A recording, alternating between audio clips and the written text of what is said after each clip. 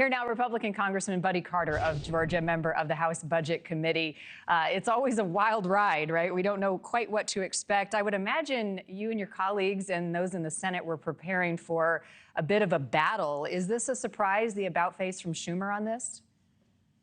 Well, it is a surprise, but it's a pleasant surprise because I will tell you, a government shutdown is not what we need right now, especially if you look at the reason the Democrats want to do this. The only reason they want to do it is to stick it to Trump.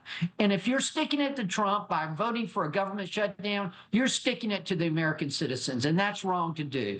What the CR does is to continue to fund the government, to continue to pay our military, to continue to make sure that our veterans have the resources they need, that mothers, that children have the nutrition that they need. All of that's so vitally important, and that's why we need this CR to go forward.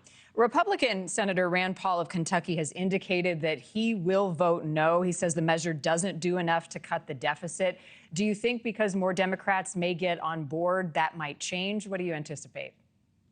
I doubt that Rand Paul is going to change his vote. We need 7 Democratic votes in order to get through cloture, and that will be important. But it's, look, a stopgap funding bill is never the best thing to do. But in this case, in the situation that we're in, it's really the only choice that we have without shutting down the government, and that's not what we need to do. It feels like, Congressman, we're in this situation more often than not, right? We're up against a midnight deadline, and do we have the votes? And all these government workers are wondering if they'll come to work. Why do we keep finding ourselves in this position, and what happens between now and the next vote? You're right. We need to get back to regular order. We need to get back to passing our appropriations bills. We should be passing 12 of them, which I might add we did do in the House, and the Senate didn't pass any of them. However, there is no excuse for this. We need to get back to regular order where we're passing individual appropriation bills, hopefully with the reconciliation process that if we get through this CR, the Senate will pass a resolution that we have passed in the House. Then we can get to work on a reconciliation bill, which will bring just a tremendous boost to this country and to our economy. In every negotiation, you get some of what you want and you don't get some of what you don't.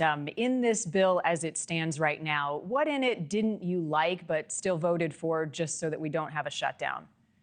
A lot of our members of the conference wanted community-funded projects in there, and that was certainly important to a lot of people, and we understand that. Leadership has given us an assurance that they will be in the next bill and the FY26 bill.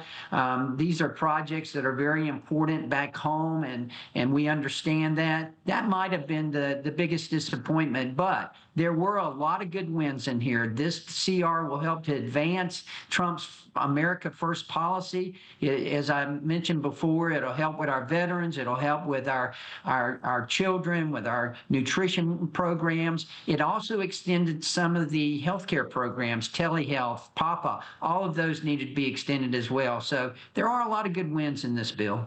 While I've got you, there's a lot of debate and uncertainty for those who work for the Office of Veterans Affairs and other government agencies with the actions of DOJ right now.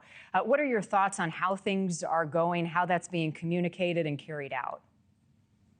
Well, communication may be better, and hopefully that we've learned some lessons through that. We had the opportunity in the Republican conference to meet with Elon Musk and some of the members of the DOJ team, and we explained to them we need to do a better job of communicating. I think they got that message well, and hopefully they will do a better job in the future. But look, I applaud what they're doing, and every taxpayer in America should be applauding this. Regardless if you're a Republican or a Democrat or independent, you're paying taxes. And when they are going in and finding the waste, the fraud, and abuse, that's saving all of us money. Congressman Buddy Carter, good to see you as always. Thank you, sir, and have a good weekend. Thank you. Thank you for watching. Go to newsnationnow.com to find NewsNation on your television provider. And don't forget to click the red subscribe button below to get more of NewsNation's fact-driven, unbiased coverage.